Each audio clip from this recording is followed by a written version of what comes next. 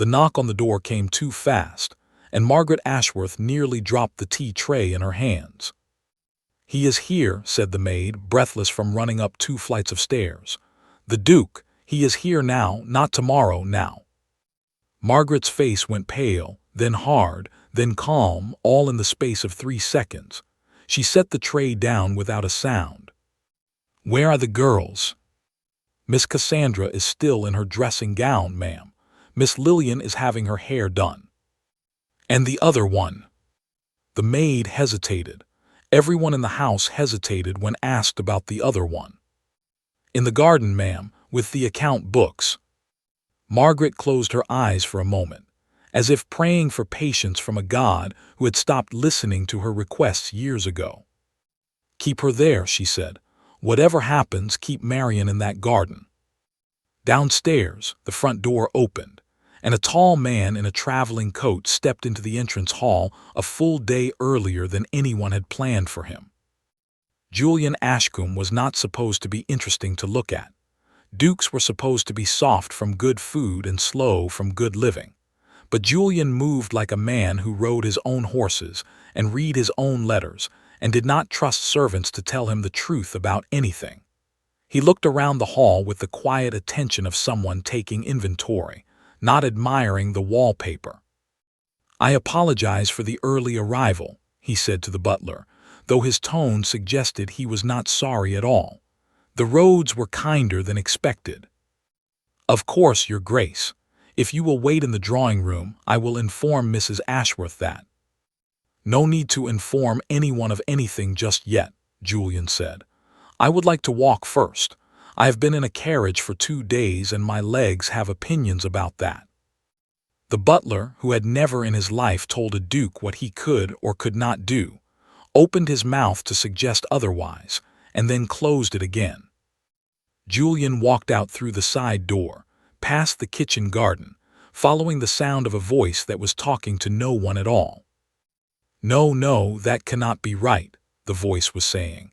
"If the tenant paid in autumn, then the winter figure should be lower, not higher. Someone has moved a number where it does not belong."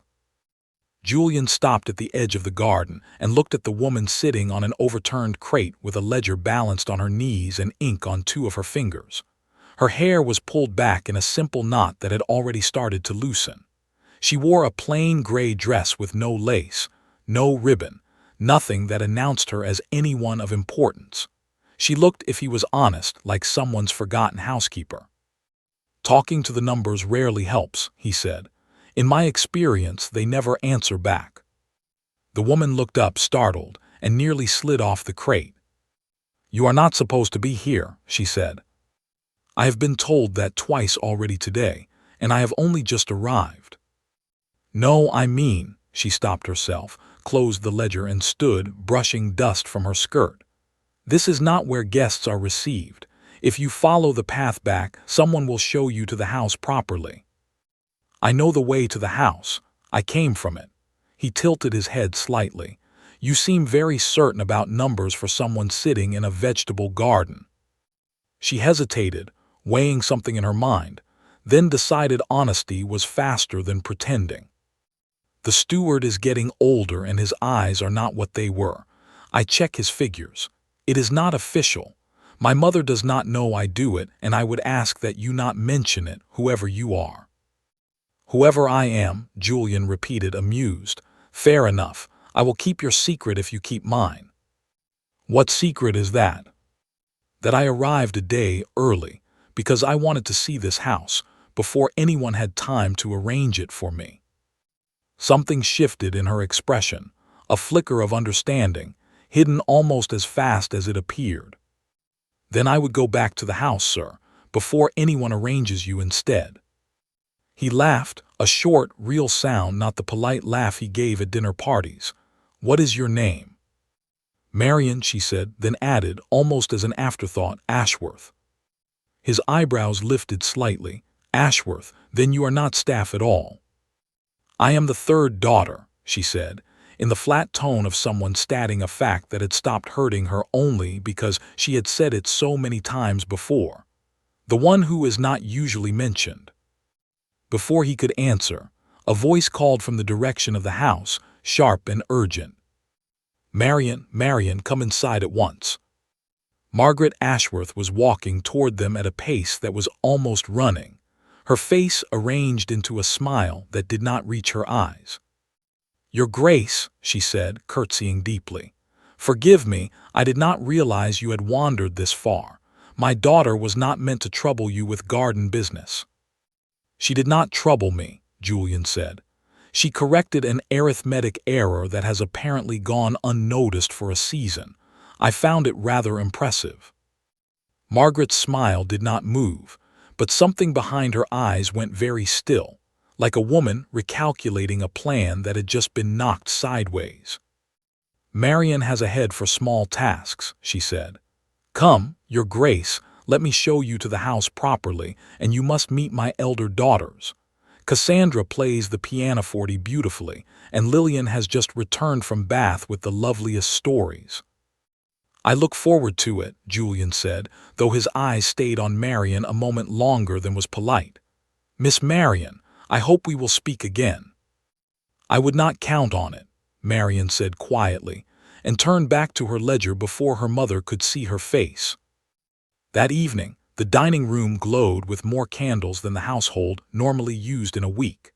Cassandra wore blue silk and told a long story about a ball in Bath that involved 3 separate near scandals and 1 broken fan. Lillian laughed at exactly the right moments and asked Julian questions about his estate that were designed to sound curious rather than calculating. Margaret sat at the head of the table, monitoring the conversation like a conductor watching an orchestra for mistakes. There were 5 places set. There should have been 6. "Your third daughter does not dine with the family?" Julian asked, halfway through the second course, in a tone so casual it might have been mistaken for idle interest. The table went quiet for exactly 1 second too long. "Marian prefers to take her meals early," Margaret said smoothly. "She has a delicate constitution and retires before the rest of us. I am sure you understand." "Delicate," Julian repeated. "She did not strike me as delicate this afternoon." Cassandra's fork paused halfway to her mouth. Lillian's smile flickered just slightly, like a candle catching a draft. "She works too hard on things that are not her responsibility," Margaret said, an edge creeping into her voice now. "It tires her more than she admits." "I see," Julian said, and did not push further, though the look on his face suggested he had simply filed the answer away rather than believed it. Upstairs, in a small room at the end of the corridor that got the least sun and the most drafts, Marian sat by a single candle with the household ledger open on her lap, listening to the faint sound of laughter drifting up from the dining room below. She had eaten her meal alone an hour earlier, off a tray brought up by a maid who always looked slightly guilty about it. She was used to this. She told herself she was used to this. But there was a strange, uncomfortable feeling sitting in her chest that had not been there yesterday, and she did not like how much space it was taking up. It was the memory of a man standing at the edge of a garden, looking at her the way no one had looked at her in years. Like she was worth looking at. She closed the ledger, blew out the candle, and told herself firmly that it did not matter. He was a duke visiting to consider a match with one of her sisters. She was the sister with the limp and the ink-stained fingers, kept upstairs like a piece of furniture nobody wanted to display. Whatever had happened in that garden was an accident, a moment out of place, and tomorrow everything would return to where it belonged. She almost believed herself, almost. Downstairs, Julian Ashcombe lay awake in the finest guest room the house had to offer, staring at a ceiling painted with clumsy gold stars, and found that his mind kept wandering back to a woman on an overturned crate who had corrected his understanding of a tenant's rent, without once asking who he was. He had come to this house expecting to choose between 2 daughters who had been polished and presented like matching vases on a shelf. He had not expected to meet the one who was hidden in the back room, and find her the only person in the house who had spoken to him like he was simply a man, and not a title to be one. Sleep did not come easily. Somewhere in the walls of that house, a decision was already forming, though Julian did not yet have the words for it, and Marian did not yet dare to hope for it. The morning after Julian's early arrival, the house moved like a clock that had been wound too tightly. Margaret Ashworth was awake before the sun, standing in the hallway outside Marian's door with her hand raised to knock, then lowering it, then raising it again. When she finally entered, Marian was already dressed, sitting at the small writing desk with the household ledger open in front of her, as if the previous evening had not happened at all. "You will not go near the garden today," Margaret said, without greeting. "You will not go near the drawing room, the library, or the East Terrace, since the Duke has expressed an interest in walking there after breakfast.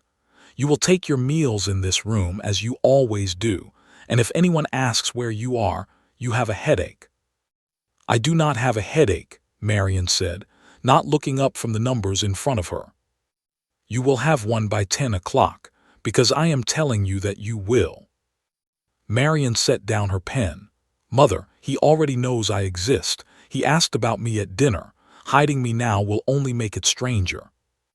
"Let me worry about strange," Margaret said.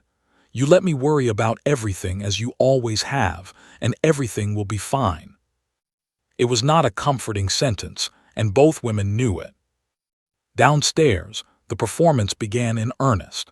Cassandra appeared for breakfast in a morning dress the color of ripe peaches, her hair arranged in loose curls that had taken a maid 40 minutes to create and were meant to look effortless. She spoke of poetry she had not fully read and asked Julian which counties he preferred for hunting, listening to his answer with an attentiveness that was slightly too polished to be natural. Lillian, not to be outdone, appeared shortly after in pale green, carrying a small dog that did not usually accompany her anywhere and seemed faintly confused about its new role as a conversation piece. She laughed at Julian's jokes a half-second before they finished, which he noticed, because he noticed most things. "Will your sister be joining us this morning?" he asked, halfway through his tea, addressing the question to no one in particular so that no one could easily avoid it. "Marian has a headache," Cassandra said, the words tumbling out ahead of themselves. "She gets them often. It is nothing serious." "She had no headache yesterday afternoon," Julian said. "She had rather excellent posture and an even better grasp of subtraction." Cassandra's smile stiffened at the edges. Lillian's dog barked once, as if sensing the tension and trying to break it, which it did not. "Our sister keeps unusual hours," Lillian offered. "She is a homebody, not much for company." "That is a shame," Julian said. "She seemed like rather good company to me." He did not raise his voice. He did not press the matter further, but something in the way he said it settled over the table like a small, cold draft, and Margaret found herself gripping her teacup slightly harder than necessary. After breakfast, Julian expressed a wish to see the stables, and the family obliged, walking him across the grounds with Cassandra on one side offering opinions about horses she did not particularly care for, and Lillian on the other describing a stable she had once visited in France that everyone present suspected did not exist exactly as she described it. Julian listened, nodded, asked polite questions, and all the while his eyes drifted without his permission toward the upper windows of the house, as if he might catch a glimpse of gray fabric and ink-stained fingers behind the glass. He did not see her. She had been told, quite firmly, to stay away from windows that faced the stable path. That afternoon, while the family entertained Julian with a walk through the rose garden, Marian slipped out through the kitchen door on an errand that was, technically, true. The steward had left a note asking her to check a delivery of feed against the invoice, since his eyes, as she had told Julian, were not what they used to be. She did not expect to encounter anyone on her way to the feed store, and for the first 20 minutes she did not. Then she rounded the corner of the barn and nearly walked into a young stable hand named Peter, who was mending a bridle and did not seem to know or care about the household's careful arrangements. "Miss Marion," he said, tipping his cap, "haven't seen you out here in a few days." "I've been kept busy," she said, which was one way of describing it. "Bet you have, with a duke in the house and all." Peter grinned, the easy grin of someone who had never once been asked to disappear for the sake of appearances. "Fine gentleman, from what I hear.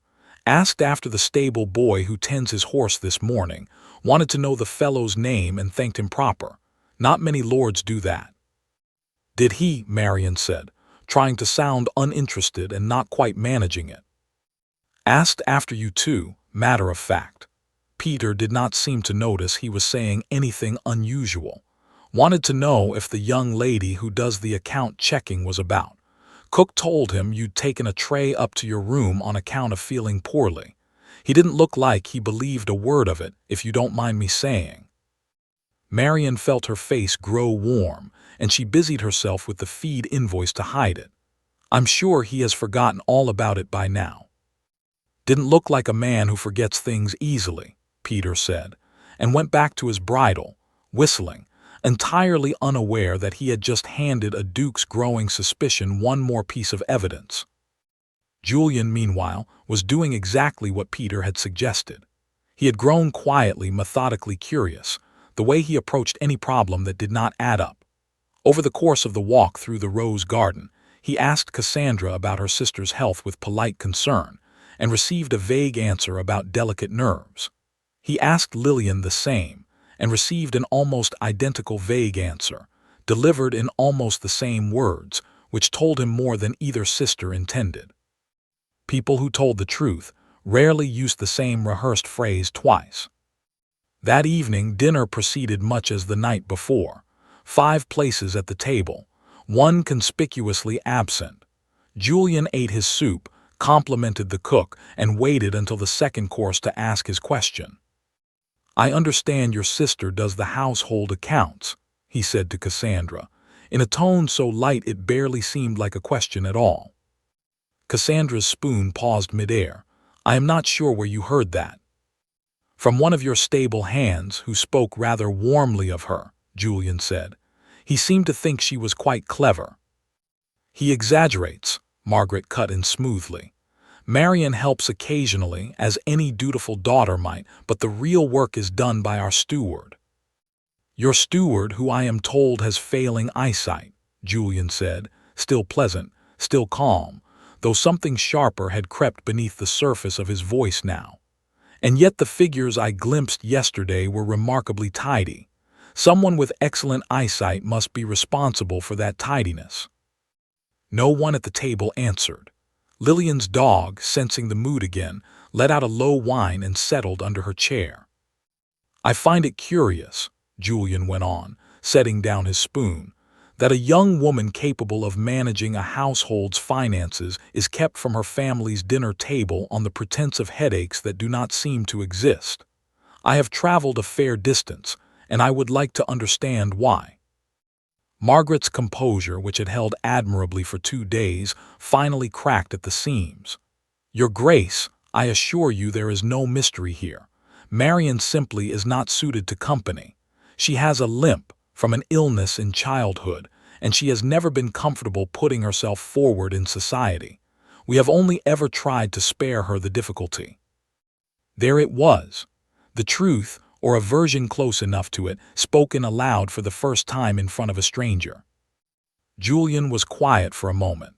When he spoke again, his voice had lost its edge and taken on something closer to genuine curiosity.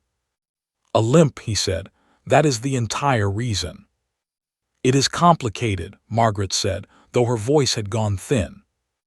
"It does not sound complicated to me," Julian said. "It sounds rather simple, actually.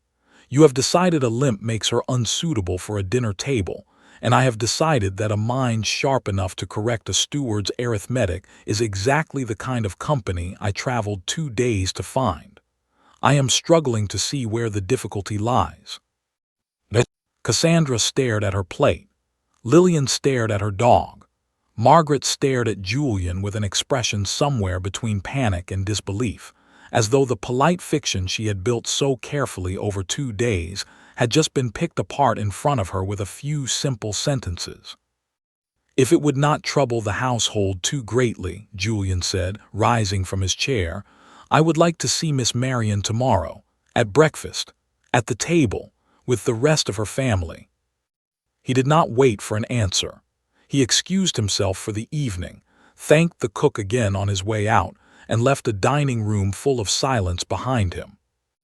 Upstairs, Marian heard none of this directly, but she felt the shift in the house almost immediately, the way one feels a change in weather before the first drop of rain.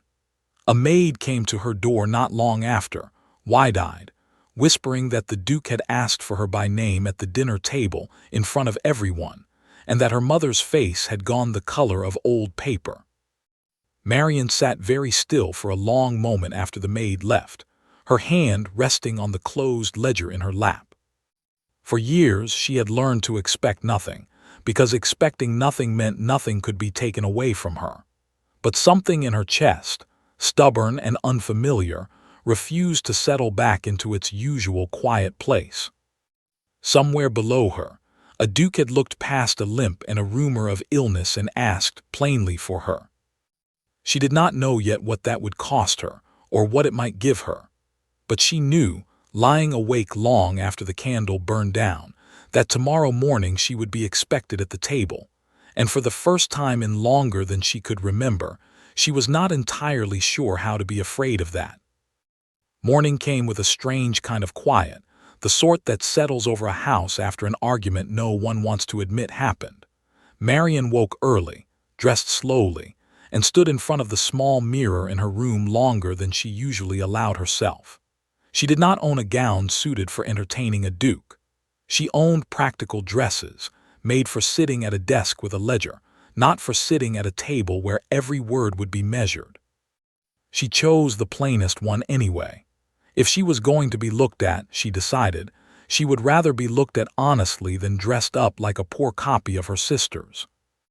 Downstairs, the breakfast room had been arranged with unusual care. Fresh flowers sat in the center of the table, though no one could say who had ordered them. Margaret stood near the sideboard, arms folded, rehearsing something in her mind that never quite made it to her lips. When Marian walked in, the room went still. "Good morning," she said, taking the sixth chair, the one that had not been used in longer than she could remember. "Good morning," Julian said, and something in the simple warmth of his greeting made the rest of the room's silence feel even louder. Cassandra offered a tight smile. Lillian's dog sniffed curiously at Marian's skirt under the table, as if even the animal sensed something unusual was happening. Margaret sat at the head of the table with the posture of someone bracing for a storm she could not stop. Breakfast proceeded at first in careful, polite fragments. Someone commented on the weather. Someone else commented on the flowers no one remembered ordering. Julian asked Marian directly how the tenants' rent figures had resolved themselves. "The steward had transposed 2 numbers," she said. "A common mistake, but it made the winter total look higher than it should have been. I corrected it yesterday morning." "You do this often?" Julian asked, correcting his figures. "More often than anyone in this house would like to admit," Marian said, and there was the faintest edge in her voice now. Something that had been held back for years finally allowed a small breath of air. Margaret's teacup made a soft, sharp sound against its saucer. "Marian," she said, a warning wrapped in a pleasant tone. "It is only the truth, Mother," Marian said. "I do not see why the truth should embarrass anyone at this table." The room held its breath. Cassandra's fork stopped halfway to her mouth. Even Lillian's dog seemed to sense the shift and went quiet under the table. Julian set down his cup, unhurried, and looked at Margaret with the calm, patient expression of a man used to asking questions, until he received real answers. "Mrs. Ashworth," he said, "I would like to understand something, if you will permit me. When did you decide your daughter's limp made her unfit for a dinner table?" Margaret's composure, already thin from the night before, did not hold this time. "It was never about being unfit," she said, her voice rising slightly. It was about protecting her. Society is unkind to young women who are different. I did not want her subjected to whispers and pitying looks at every ball and dinner she attended. I thought, if she simply stayed home, she would be spared that cruelty. By deciding for her that she could not bear it, Julian said, not unkindly but firmly, you spared her nothing. You simply moved the cruelty indoors and made sure it came from her own family instead of from strangers. Margaret opened her mouth to argue, then closed it. For the first time in longer than anyone at that table could remember, she had no answer ready. Marian sat very still, her hands folded in her lap, feeling something crack open inside her chest that she had spent years carefully sealing shut. She had told herself, over and over, that she did not mind being overlooked, that she had made peace with the back room, the early meals, the excuses given on her behalf. Hearing it named so plainly by a stranger at her own family's table made the old wound sting freshly instead of numbly, and she did not know whether to be grateful or furious. I would like to speak with Miss Marian, Julian said, rising from his chair. Alone, if that is permitted. There is a walk along the eastern hedge, I am told, with a fine view of the river. Perhaps she would show it to me. Margaret's eyes flicked to her daughter, searching for some sign of refusal, some excuse to hide behind one more time. Marian did not give her one. I would be glad to, she said, standing, and for the first time in years no one in the room tried to stop her. The walk along the eastern hedge was quiet at first, the kind of quiet that comes before someone decides to say something honest. Marian kept pace slower than she usually did, aware of her limp in a way she had not been in the garden 2 days before, when neither of them had known who the other was. You do not need to slow your steps for me, Julian said, noticing. I am not in a hurry. Most people slow theirs without noticing, Marian said. It becomes a habit, watching people adjust themselves around you. I imagine that grows tiresome. You have no idea, she said, and then, surprising herself, laughed, a short and slightly bitter sound. Forgive me. I am not used to speaking so plainly to anyone, let alone a duke. Then let us agree to keep speaking plainly, Julian said. I find I prefer it. They walked in silence for a while, the river glinting faintly through the trees ahead. I must ask you something, and I would like an honest answer, Julian said eventually. Do you resent your family for what they have done, hiding you away, making excuses, deciding for you what you could and could not bear? Marian considered the question longer than she needed to, buying herself time to find the true answer rather than the polite one. Some days, yes, she said finally.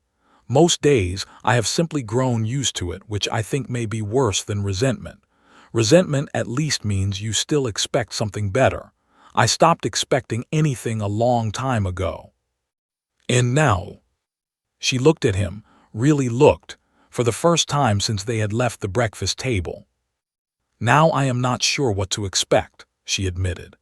You have made 3 days feel longer than 3 years, Your Grace, and I do not know yet whether that is a good thing or a terrible one. Julian, he said, please.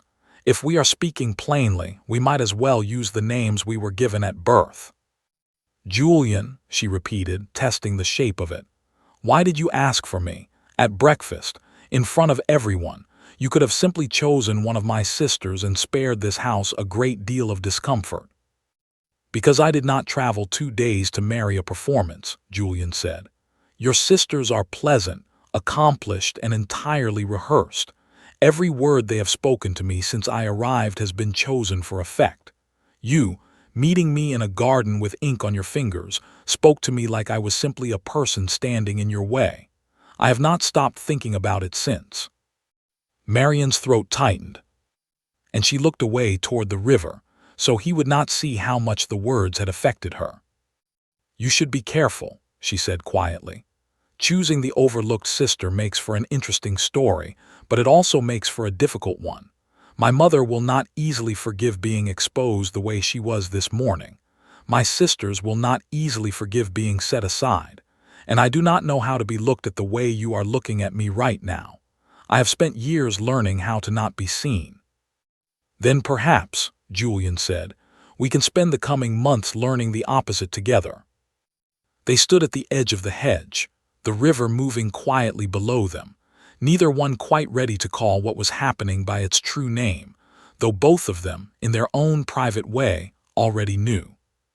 Behind them, back at the house, Margaret Ashworth stood at an upstairs window, watching her youngest daughter walk beside a duke with a steadiness she had not seen in her in years, and felt, for the first time, the cold and unfamiliar shape of regret settle over her like a shadow she could not shake off.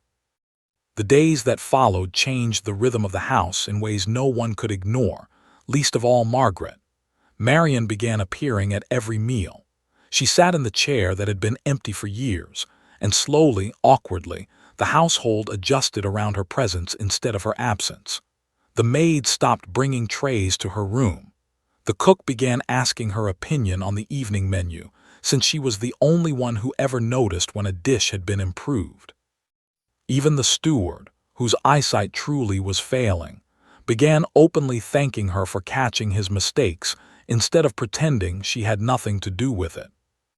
Julian extended his visit twice, each time offering a reason that sounded practical on the surface and transparent underneath it. The roads needed clearing after a storm.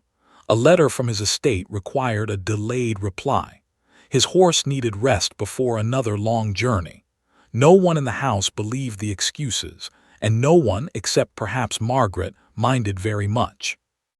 Cassandra and Lillian, to their credit, adjusted faster than their mother did. Within a week, the sharp edges of rivalry had softened into something closer to curiosity. Cassandra, who had never once asked her younger sister a genuine question in the years they had shared a home, found herself asking how the account books actually worked, and seemed almost fascinated by the answer.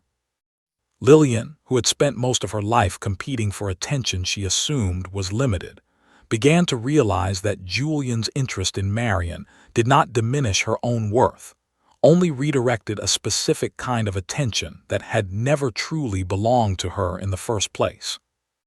Margaret alone remained unmoved, watching the shift in her household with the particular unease of a woman who had built her entire strategy around a mistake she was only now beginning to understand. It came to a head on a quiet afternoon nearly 2 weeks after Julian's arrival, in the small drawing room that had once been reserved for guests too unimportant to receive in the main parlor. Marian was there with her ledger, as she often was in the hour before dinner, when her mother entered and closed the door behind her with a care that suggested she wanted no one else to hear what came next. "I would like to understand something," Margaret said, standing near the window rather than sitting, as if sitting would mean staying longer than she intended. "Do you intend to accept him if he asks?" Marian set down her pen slowly. "I do not know yet whether he intends to ask." "He intends to ask," Margaret said. "Any fool in this house can see that. I am asking what you intend to do when he does." "Why does it matter to you now?" Marian asked, and there was no anger in her voice, only a tired kind of honesty. "You spent years deciding what was best for me without asking my opinion on anything. Why start asking now?" Margaret flinched, though she tried to hide it behind a stiffening of her shoulders. "Because now the decision actually belongs to you, and I find I do not know how to simply stand aside and let that happen." "You never gave me the chance to make decisions before," Marian said. "Not about dances, not about dinners, not about whether I wanted to be introduced to anyone at all. You decided my limp made those choices for me, long before I ever had the chance to decide for myself." "I was trying to protect you," Margaret said, the same defense she had offered at breakfast weeks earlier, though it sounded thinner now, worn down by repetition. "You were trying to protect yourself," Marian said quietly, "from the embarrassment of a daughter who did not fit the picture you wanted to present. I understood that a long time ago, Mother, even if I never said it aloud." The words landed heavily in the small room, and for a long moment neither woman spoke. Margaret's hands trembled slightly at her sides, though whether from anger or shame, even she did not seem entirely certain. "I was wrong," she said finally, the admission dragged out of her like a splinter. "About the limp, about the dances, about all of it. I told myself for years that I was sparing you from cruelty, and perhaps I believed it, but the truth is simpler and far less flattering. I did not know how to have a daughter who was different from what I expected, and it was easier to hide you than to learn how to see you properly." Marian's eyes stung, though she refused to let the tears fall in front of her mother. Not yet, not until she understood what to do with this sudden, unfamiliar honesty. "That does not undo the years," she said. "No," Margaret agreed. "It does not. But I am asking, for whatever it is worth this late, whether you can find some way to forgive a mother who did not know how to do better, even if she should have." Marian looked at her mother for a long moment, weighing the years of small cruelties against this one moment of unguarded truth, and found that she did not have a simple answer ready. "I do not know yet," she said honestly, "but I am willing to try if you are willing to actually change, and not simply apologize because a duke forced the truth into the open." Margaret nodded, accepting the terms without argument, and left the room quietly, leaving Marian alone with her ledger and a chest full of feelings she did not yet know how to sort. That evening, Julian requested a private audience with Marian after dinner, a request that sent a ripple of anticipation through the entire household. Cassandra and Lillian exchanged glances across the table, no longer rivals but something closer to allies, both hoping in their own way that their younger sister would finally receive the recognition she had been denied for so long. They walked together along the same eastern hedge, where they had first spoken plainly to one another, the evening air cool and quiet around them. "I received a letter from my estate today," Julian said, as they walked. "My steward informs me that the northern tenants are disputing their rent assessments again. It seems to be a persistent problem."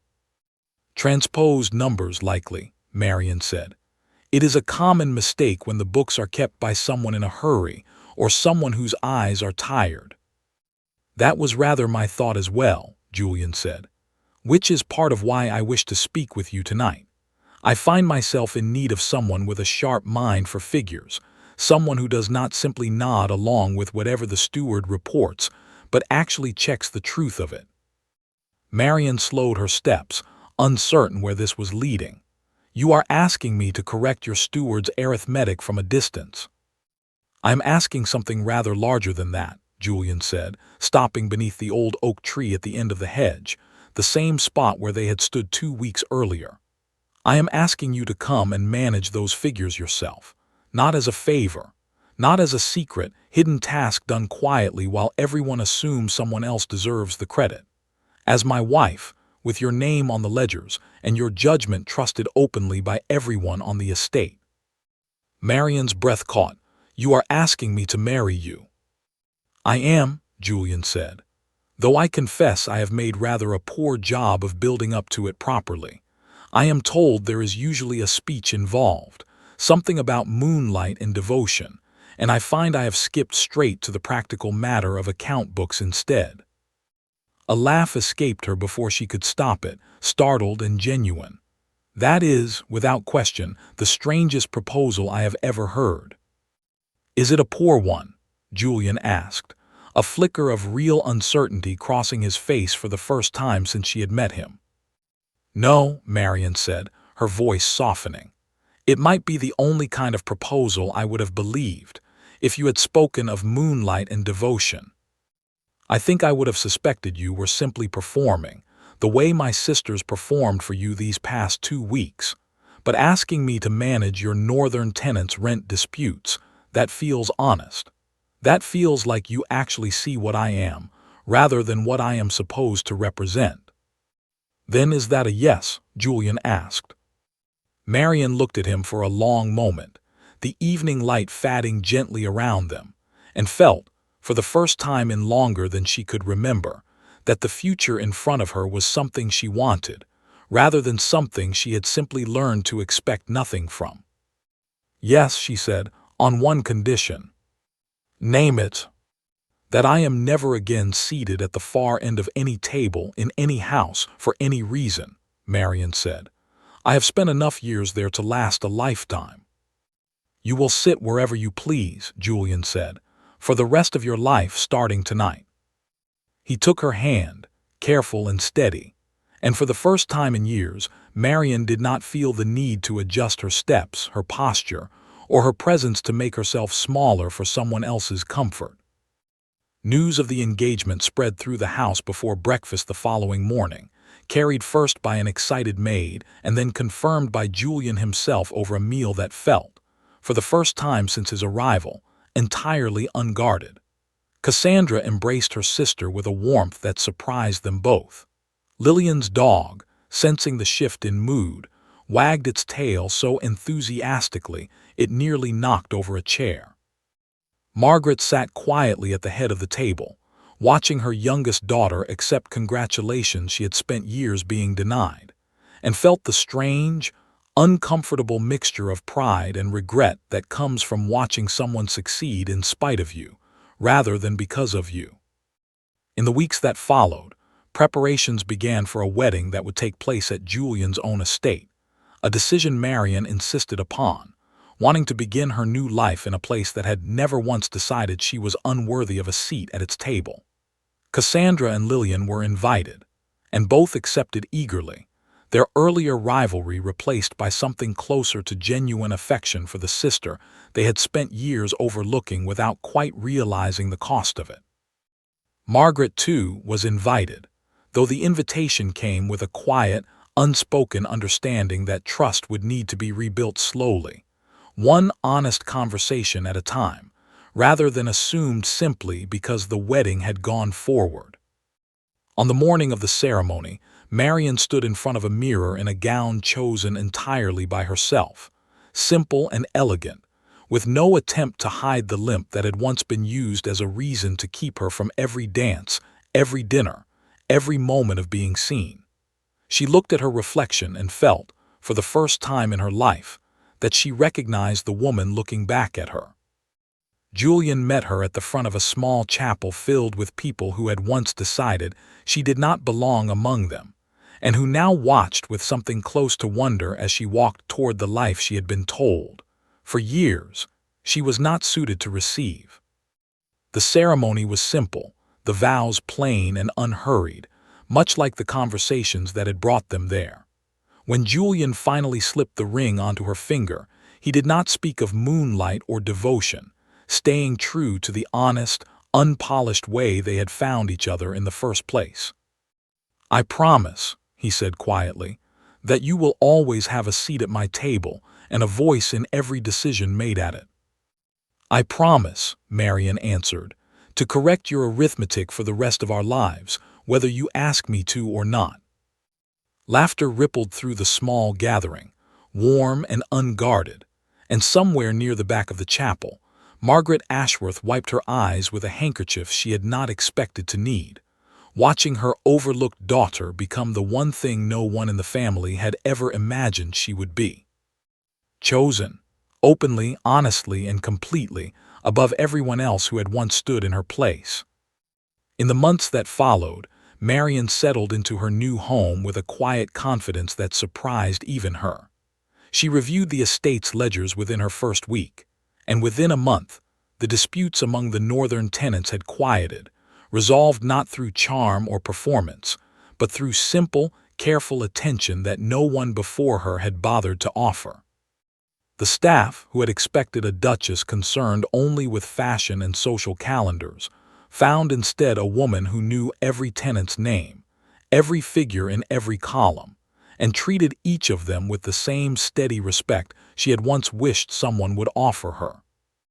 Julian watched all of this with a quiet satisfaction that had nothing to do with pride of ownership and everything to do with the simple pleasure of having chosen well. He had traveled to the Ashworth estate expecting to select a wife the way one selects a piece of furniture, based on appearance and reputation, and had instead found someone who challenged him, corrected him, and matched him in ways he had not known to hope for. Cassandra visited often in that first year, her letters growing warmer with each passing month, filled with genuine questions about estate management that suggested she had finally begun to see her sister as someone worth learning from, rather than someone to be quietly ranked beneath. Lillian, too, wrote regularly, her letters filled with news of her own courtship with a country gentleman who valued her laughter without needing her to perform it constantly, a lesson she credited, in more than one letter, to watching her sister find happiness on her own honest terms. Margaret's letters came less often and carried a careful, humble tone that had never existed in her voice before. She wrote of small changes at the family estate, of choices made differently now that she had learned, however late, the cost of deciding for a daughter instead of listening to her. Marian read each letter carefully, replied with patience rather than warmth at first, and slowly, over many months, allowed herself to believe that her mother's change might be real rather than simply convenient.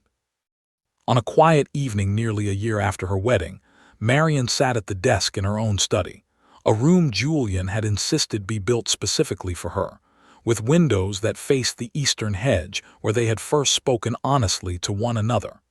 She reviewed the estate's figures by candlelight, humming softly to herself, entirely at ease in a way she had never been allowed to be in her family's home.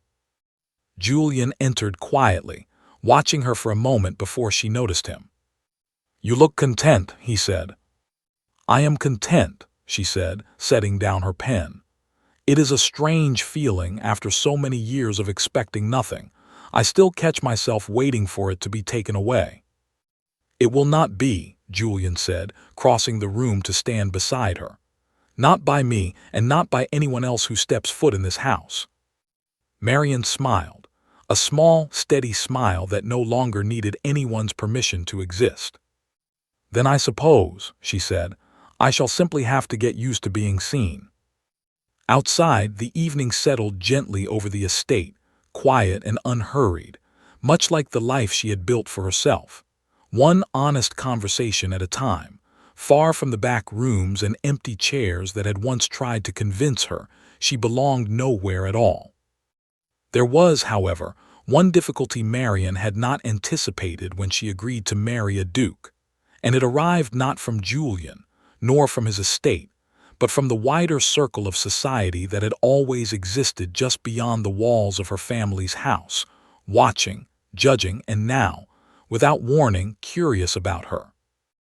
Word travels fast among people with little else to occupy their attention, and within weeks of the engagement being announced, letters began arriving at the Ashworth estate addressed not to Cassandra or Lillian, who had spent years cultivating exactly this kind of correspondence, but to Marian herself. Some were warm, written by distant relations eager to claim a connection to a future duchess. Others carried a thinner kind of politeness, the sort used by people who had ignored her for years and now wished to pretend otherwise. One letter in particular, from a family friend named Eleanor Whitfield, arrived with a tone sharp enough to cut through its careful phrasing. "I confess myself astonished," the letter read, in Marian's private reading of it, "that a match of such consequence should fall to the daughter who has, until now, been so rarely seen in company. One does wonder what the Duke could have observed in so short a visit to form so firm an attachment, particularly given the circumstances of her health that have kept her, understandably, from wider society." Marian read the letter twice, then folded it carefully and set it aside, her jaw tight. "You are frowning at paper," Julian said, entering the small parlor where she sat, "which suggests the paper has said something it should not have." "An old family friend," Marian said, wondering aloud what you could possibly have seen in me, given my circumstances. She said the last word with a flatness that made its meaning clear. Julian took the letter, read it in silence, and set it down with the calm precision of a man deciding exactly how much attention a thing deserved. "Shall I write to her myself?" he asked. "I find I have several observations to share about what I saw in you, and I suspect they would not be well received by someone who measures worth by visibility at balls." "No," Marian said, though a small smile tugged at her mouth despite herself. "Let her wonder. I find I do not much care to explain myself to people who spent years content to overlook me entirely." "A wise policy," Julian said, "though I reserve the right to defend you loudly, should the wondering ever turn unkind rather than merely foolish." The letters continued, in smaller numbers, as the wedding date approached, and Marian found that each one stung a little less than the last. She had spent years absorbing the quiet cruelty of being dismissed, and had built, without realizing it, a kind of steadiness that most people who had always been seen never needed to develop. Where Cassandra might have wept over Eleanor Whitfield's letter, and Lillian might have written back 3 pages defending herself, Marian simply set the paper aside and returned to her ledgers, unbothered, because she had already survived far worse than a stranger's doubt. There was, however, one visitor whose doubt could not be so easily set aside, and he arrived at the estate 3 weeks before the wedding, announced by a card that made Margaret go pale the moment she read the name upon it. "Lord Pemberton," she said, handing the card to Marian with visibly trembling fingers. "Julian's uncle. He has not been consulted on any of this, and I understand he holds considerable influence over the family's approval of any match." Julian, informed of the visit within the hour, arrived at the estate that same afternoon. His expression, carefully neutral in the way Marian had learned, meant he was preparing for a fight he did not wish to have in front of others. Lord Pemberton was an older man, silver-haired and precise in his movements, with the kind of gaze that seemed to weigh everything it touched and find most of it wanting. He greeted Julian with genuine warmth, and greeted Marian with a polite bow that carried, underneath its correctness, an unmistakable current of assessment. "I had expected," he said, once the pleasantries had been exchanged and the family had gathered in the drawing room, "to meet the eldest Ashworth daughter. Cassandra, I believe. My understanding was that she had been the subject of considerable correspondence between our households before your visit." "Understandings shift, uncle, when new information presents itself," Julian said evenly. "So I have gathered," Lord Pemberton said, his eyes settling on Marian with an appraising thoroughness that made her want to sit up straighter, though she resisted the urge, refusing to perform for a man who had not yet earned her effort. "Forgive my bluntness, Miss Ashworth, but I have heard a great deal about circumstances of health that kept you largely absent from society. I find myself curious how such circumstances square with the responsibilities of managing a duke's household and estate." "My limp affects the way I walk, Lord Pemberton," Marian said, meeting his gaze directly. "It has no effect whatsoever on my ability to read a ledger, manage a household, or think clearly about the responsibilities in front of me.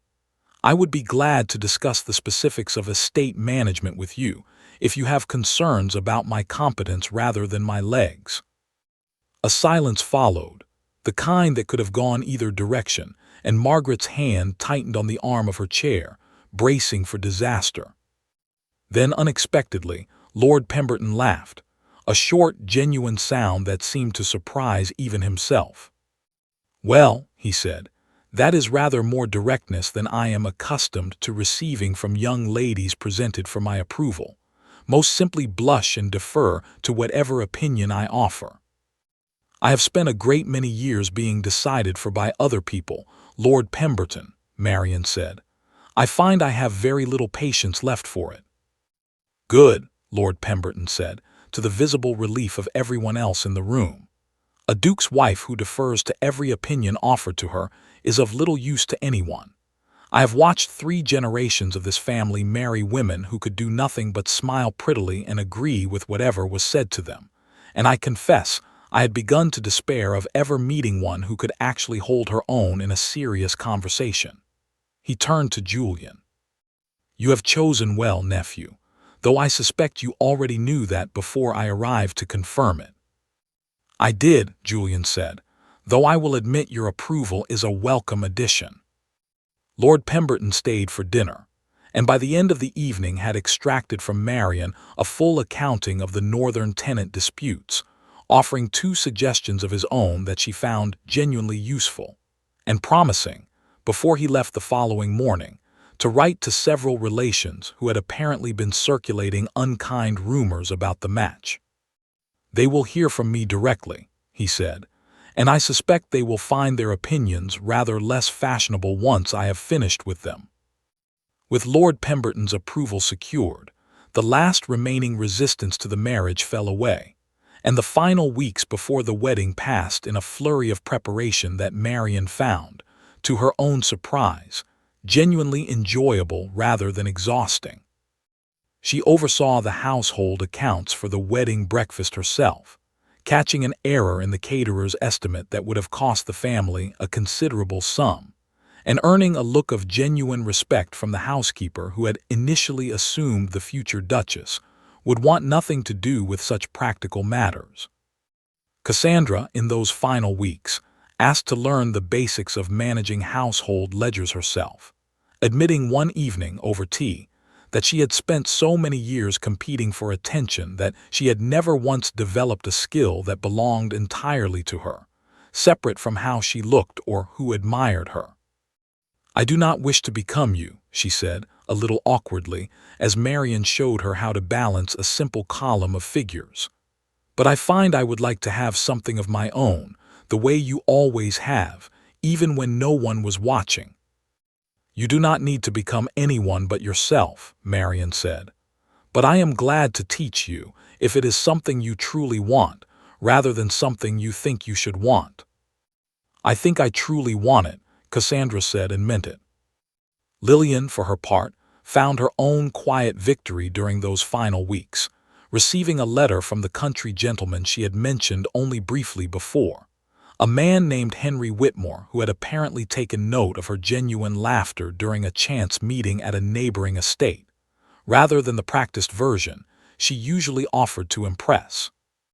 Her letters to Marian grew longer and more honest as the wedding approached, filled with questions about how to know whether someone valued her for herself, rather than for the performance she had spent years perfecting.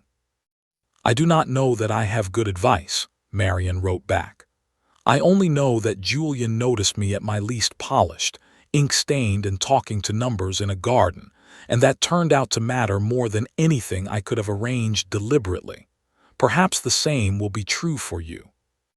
As the wedding day finally arrived, the small chapel at Julian's estate filled with a mixture of family, tenants, and household staff who had, over the preceding months, come to know and respect the future Duchess in ways her own family had never bothered to attempt during the years she lived among them. Peter, the stable hand who had unknowingly set the entire chain of events in motion with an offhand comment about a duke asking after Marian, stood near the back of the chapel with the rest of the household staff, grinning with the particular pride of someone who had, quite by accident, played a small part in a much larger story. The ceremony proceeded much as it had been described before, simple and unhurried, filled with vows that owed more to honesty than to tradition. But in the months that followed, it was the quiet, ordinary moments that Marian found herself treasuring most, sitting beside Julian at the head of a table that was entirely her own, correcting figures in ledgers that bore her name openly rather than in secret, and receiving letters from sisters who had finally learned to see her, and from a mother slowly, carefully, learning to be forgiven. She thought sometimes, in quiet moments at her desk by the eastern window, of the years spent believing she belonged nowhere, hidden away because someone else had decided without asking her what she could and could not bear. She did not forget those years, and she did not pretend they had not shaped her. But she had learned in the short space of a single season that being overlooked by people who lacked the patience to look properly said far more about their limitations than it ever had about her worth. And when Julian, on quiet evenings, asked what she was thinking as she stared out toward the hedge where they had first spoken honestly to one another, she gave him the same answer each time, simple and true. "I am thinking," she would say, that I am finally exactly where I was always meant to be.